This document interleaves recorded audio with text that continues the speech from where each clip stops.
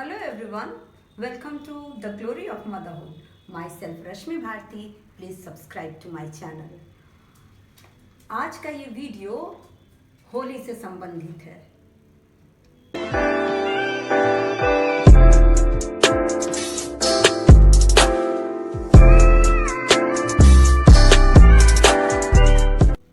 रंगों का त्योहार होली प्रत्येक वर्ष हिंदू पंचांग के अनुसार फागुन मास की पूर्णिमा को मनाया जाता है।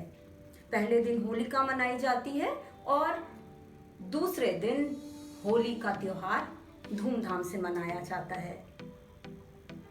होली फागुन मास की पूर्णिमा को मनाने के साथ साथ हिंदू पंचांग के अनुसार वर्ष का आखिरी त्योहार होता है।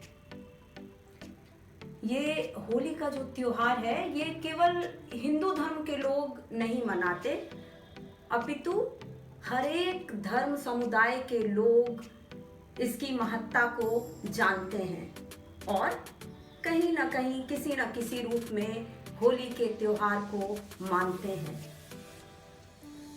जैसा मैंने कहा, रंगों का त्योहार होली, इसमें रंगों की महत्ता बहुत ही होती है।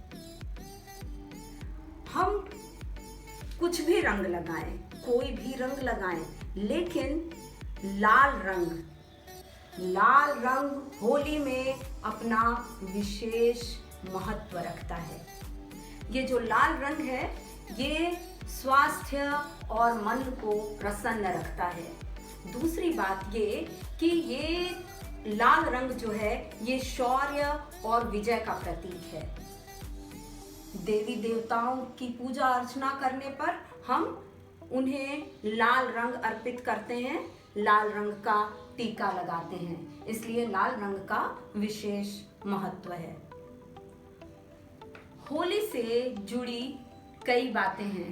कहीं ये बात कही जाती है, होली खेले रघुबीरा, अवध में होली खेले रघुबीरा। कभी ब्रज में नंदलाल के होली खेलने की बात कही जाती है, कहीं फूलों की होली खेली जाती है, कहीं लठमार होली खेली जाती है। लेकिन ये जो रंगों का त्योहार होली है ये सही मायने में मन भेद को भुलाकर मिलने वाला त्योहार है। लोग आपस में मिलते हैं और अपने बीच खुशियां बांटते हैं। जैसा मैंने पहले बताया कि होलिका के दिन होलिका जलाई जाती है, कांटेदार झाड़ियों को इकट्ठा किया जाता है, छोटी छोटी टहनियां इकट्ठी की जाती हैं और पूर्णिमा के दिन उसे जलाया जाता है और जब एक शुभ मुहूर्त होता है तभी उसे जलाया जाता है और लोग उसकी परिक्रमा करते हैं और सुख समृद्धि की कामना करते हैं। दूसरी चीज ये कि इसमें गेहूं की बालियां और चने की झाड़ियां जलाई जाती हैं और प्रसाद के रूप में फिर उसे ग्रहण किया जाता है। इसके पीछे भी कारण है। ये जो नई फसल होती है वो अग्नि देवता को अर्पित करने की परंपरा है और इन अनाजों के ऊपर का छिलका जो जलता है वो नकारात्मकता को हटाता है और अंदर जो चीज बची रहती है जिसे हम प्रसाद के रूप में ग्रहण करते हैं वो सकारात्मकता का प्रतीक होता है। सुबह लोगों के घर में पकवान बनते हैं, व्यंजनों की भरमार होती है, लोग रंग खेलते हैं, मस्ती में झूमते हैं, गीत गाए जाते हैं और लोग एक दूसरे से गले मिलकर होली का उत्सव मनाते हैं। होली का त्योहार मनाने के पीछे का इतिहास जो है वो बहुत पुराना है। दैत्यराज हिरण्यकश्यप नामक एक असुर था और वो स्वयं को भगवान मान चुका था। उसकी बहन होलिका थी और वो भी एक दुष्टा ही थी। हिरण्यकश्यप का पुत्र प्रहलाद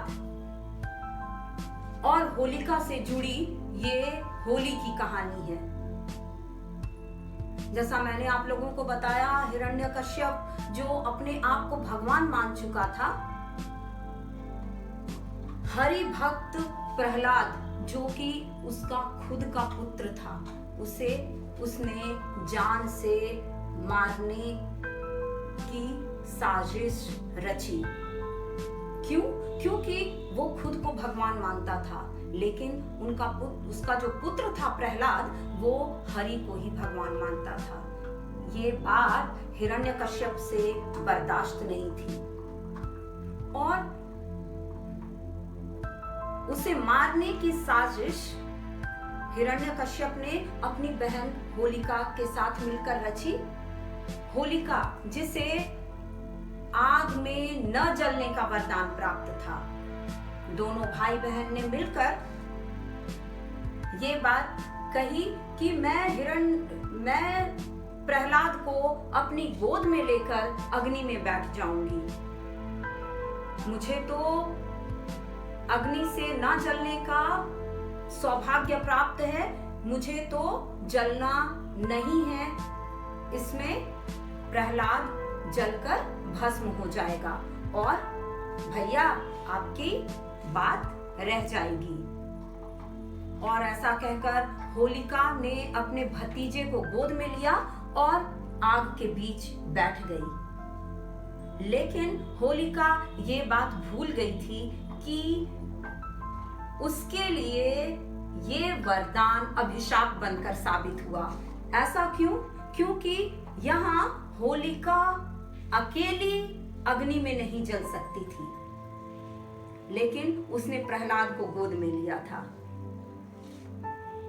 अब जिस पर विष्णु का हाथ हो, जिस पर हरि का हाथ हो, उसे क्या हो सकता है। और होलिका जलकर भस्म हो गई और प्रहलाद का बाल भी बांका नहीं हुआ। तो होली मनाने के पीछे ये भी एक कारण है। आइए होली का त्योहार हम अपने मन भेद को मिटाकर सुरक्षात्मक तरीके से मनाएं। हमारे आने वाले जीवन में हमेशा ऐसे ही रंग भरे रहें और हम खुशियां एक दूसरे के साथ बांटते रहें और एक साथ मिलकर व्यंजनों का आनंद लेते रहें। आइए होली का त्योहार हम अपने मन भेद को मिटाकर सुरक्षात्मक तरीके से मनाएं। हमारे आने वाले जीवन में हमेशा ऐसे ही रंग भरे रहें और हम खुशियां एक दूसरे के साथ बांटते रहें और एक साथ मिलकर व्यंजनों का आनंद लेते रहें।